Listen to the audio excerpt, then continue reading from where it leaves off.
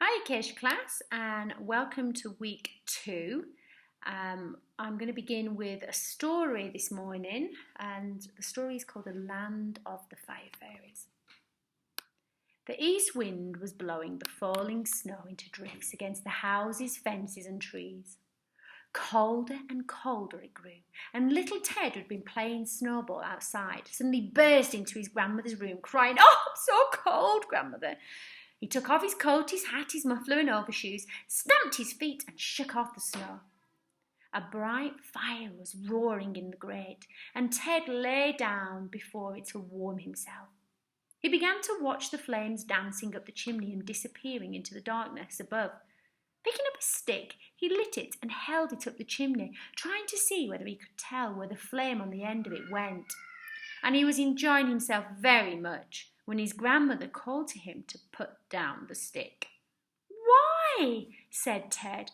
"I'm just playing and want to see what becomes of the flames when they go up the chimney." "Yes," said grandmother, "perhaps you do, but the Fire King does not allow people to play with his fairies. They are meant to do their work, not to play." "The Fire King?" said Ted as he dropped the stick into the fire.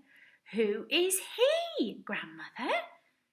"I've never seen him," she answered, "but he lives in the land of the fairies."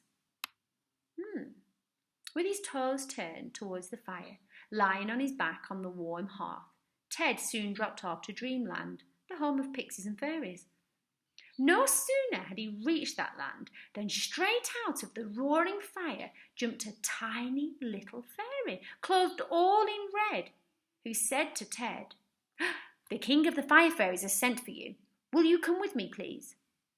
Ted was up in a moment and jumping into the fire, followed close behind by the tiny little leader.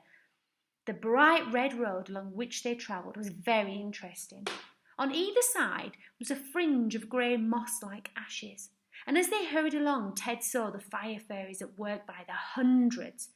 In one place they had a large log they were working with, which was sending up great flames and much smoke. All around the log were the blackened remains of the grass they had spoiled. In another place, a beautiful house was being torn down and burned up by these little mischief-loving fellows. Again, he came to a large stove in which many were helping to cook dinner and also warming the cold fingers and toes of a little girl and boy. The fairy who was leading Ted was so fast that he didn't have time to have a good look at all these things. And very soon the fairy shouted at the top of his little voice, "Look!" Ted did look, and straight before him was a palace larger than he had ever seen before, or larger than he even thought could be built. Flames were bursting out of the doors and the windows, and the roar made Ted hold his ears. It was so loud.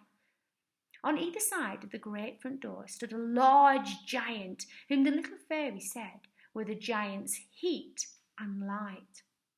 Putting Ted safely on the top of a high wall, the fairy disappeared into the palace.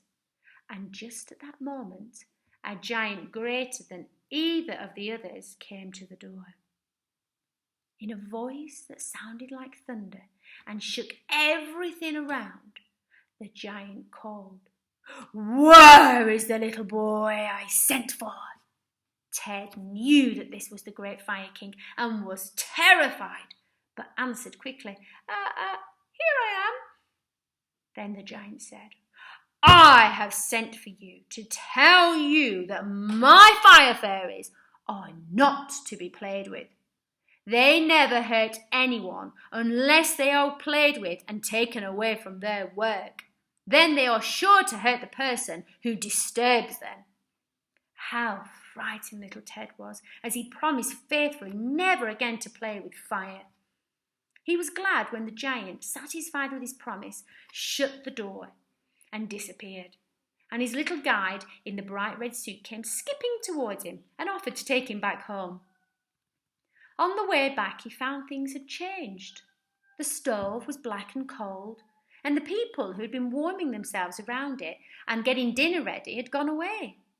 The house was burned to the ground, and only a few sleepy fairies were showing their red coats in the grey rubbish.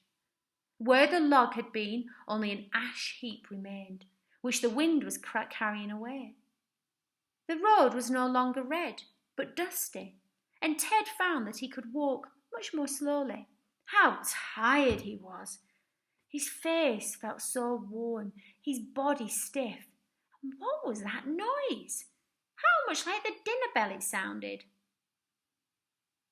And his little fairy seemed to disappear into the distance. A long stretch and a yawn, and his eyes flew open. There was his dear grandmother, trying to get him awake. "Oh, did you see him, grandmother?" asked Ted. "See who?" she asked. "The fire fairy," said Ted, and then began to laugh when his grandmother's eyes twinkled. "Oh, grandmother," he said, "I really have been to the giant king of the fire fairies, and I have seen his palace and the two giants, Light and Heat, that guard his door."